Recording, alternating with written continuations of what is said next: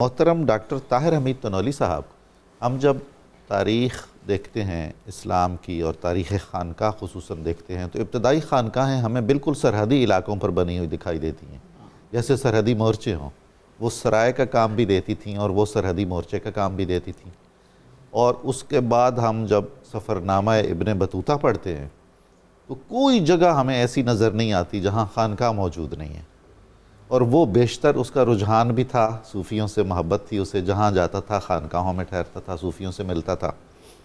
اب یہ جو خانقاہ اگر ایک انسٹیٹیوشن ہے تو ظاہری طور پر اس کے کچھ اجزاء بھی ہیں، اس میں بالعموم مسجد ہے، مدرسہ ہے، اور مزار ہے تو مزار ہے، باورچی خانہ ہے، سرائے ہے، اور فوری طبی امداد کا بھی ایک اہتمام ہے۔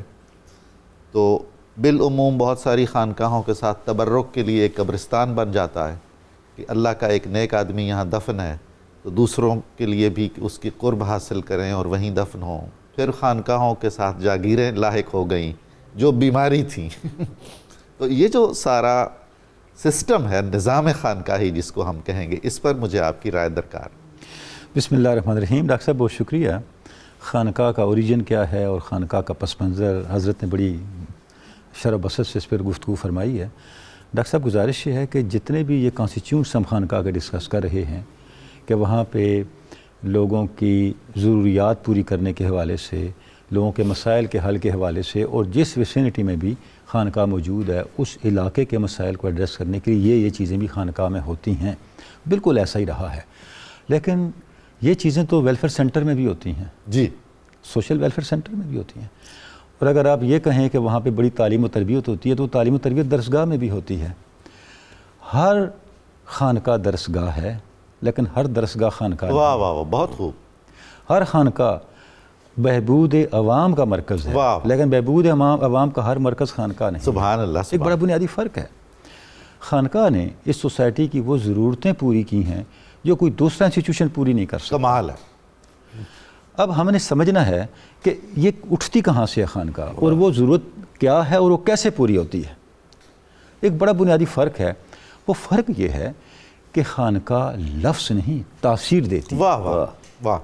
جب تاثیر اٹھ گئی تو خانقاہ میں اور دوسرے اداروں میں فرق نہ رہا۔ میں یہاں حضرت علامہ کے دو اشعار آپ کی خدمت میں عرض کرنا چاہوں گا۔ ضرور، میں تو علامہ فرماتے ہیں، آپ اگر مجھے اجازت دیں تو میں ایک کامنٹ ایڈ کر دوں۔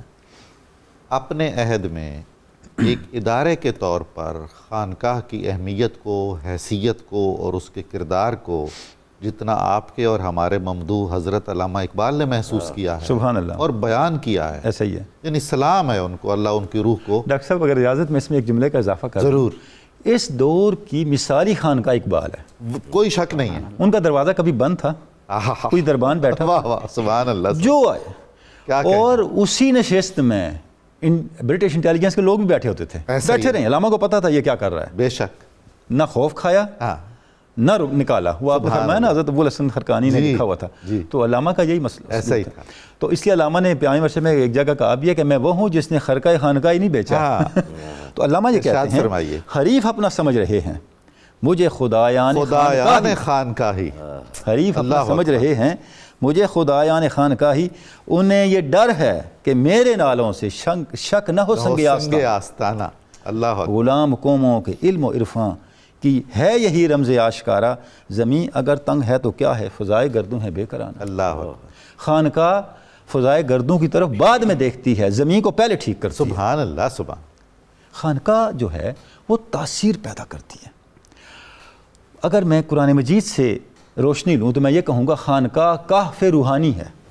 واہ، قرآن مجید ہمیں بتاتا ہے اصحاب کہف جہاں جا کے ٹھہرے، وہ ایک اصحاب کہف، وہ ایک خانقاہ تھی، وہ ایک خانقاہ، اس کو خانقاہ کہتے ہیں۔ اب اس کی کوالیفیکیشن قرآن مجید بیان کرتا ہے، اذا الفتیۃ الی الکہف فقالوا ربنا آتنا من لدنک رحمۃ وہیئ لنا من امرنا رشدا۔ سبحان اللہ، یہ وہ مرکز ہے جہاں اللہ کی رحمت اترتی ہے، اور یہ رشد و ہدایت کا مرکز ہوتا ہے۔ سبحان اللہ، سبحان۔ مرشد کس کو کہتے ہیں؟ وہیئ لنا من امرنا رشدا۔ مرشد وہ ہے جو امر نا کو کھولے، واہ، جو میرے معاملات میں مجھے بند گلی سے نکال کے شاہراہ پہ لے آئے، کیا بات، بائی وے سے نکال کے ہائی وے پہ لے آئے، وہ مرشد ہے۔ تو یہ جو خانقاہ کا کردار ہے، کہ خانقاہ بند گلیوں کو شاہراہوں میں بدلتی ہے. وَحَيِّ لَنَا مِنْ أَمْرِنَا سبحان رَشَدًا. اللہ سبحان اللہ. یہاں سے یہ قرآن مجید ہمیں بتاتا ہے خانقاہ یہاں سے بنتی ہے, اور یہ خانقاہ کا بنیادی خاصہ ہے. یہ وہ فرق ہے جو بقیہ انسٹیٹیوشن سے اس انسٹیٹیوشنس کو ڈسٹنکشن دیتا ہے. لا رہے. اچھا, اب قرآن مجید یہ کہتا ہے کہ جب وہ اصحاب کہف وہاں چلے گئے, وہاں پہ اب آپ جانتے ہیں کہ آگے وہی ان کا وہاں قیام ایک آرگومنٹ بنا, جی حیات بعد الموت کا آرگومنٹ بنا. بے شک. جب وہ فتنہ پیدا ہو گیا, لوگ حیات بعد الموت کے منکر ہو گئے. یعنی آپ تصور کریں کہ عقیدہ جب خطرات سے دوچار ہو, اس کو سپورٹ جہاں سے ملے گی وہ خانقاہ ہو. کیا بات. بعد میں اس کی کنٹینیوٹی درسگاہ کرے گی. برہان قاطع, سبحان دلیل ساطع, سبحان اللہ, اور جناب حجت الہی. سبحان اللہ. درسگاہ عقیدے کو کنٹینیوٹی دے سکتی ہے, مٹے ہوئے عقیدے کو زندہ نہیں کر واہ سکتی. واہ. یہ درسگاہ کا منصب ہی نہیں ہے. حضرت نے بڑی پیاری بات ارشاد فرمائی, یہ تو عقلی استدلال, عقلی ڈائٹ آپ کو دیتی ہے. عقل تو وہ کرے گی نا جو قائم موجود چیز ہے اس کو ثابت کرے گی موجود ہے. جو معدوم ہو گئی اس کو کہاں سے عقل کھینچ کے لائے گی. بے شک. یہ عقل کے بس کی بات نہیں ہے. اس کہف کے بعد ہم پھر صفہ دیکھتے ہیں. سبحان اللہ, اس کی کنٹینیوٹی پھر یہاں ہے. کیا بات. صفہ کے اندر اس کی کنٹینیوٹی ہے.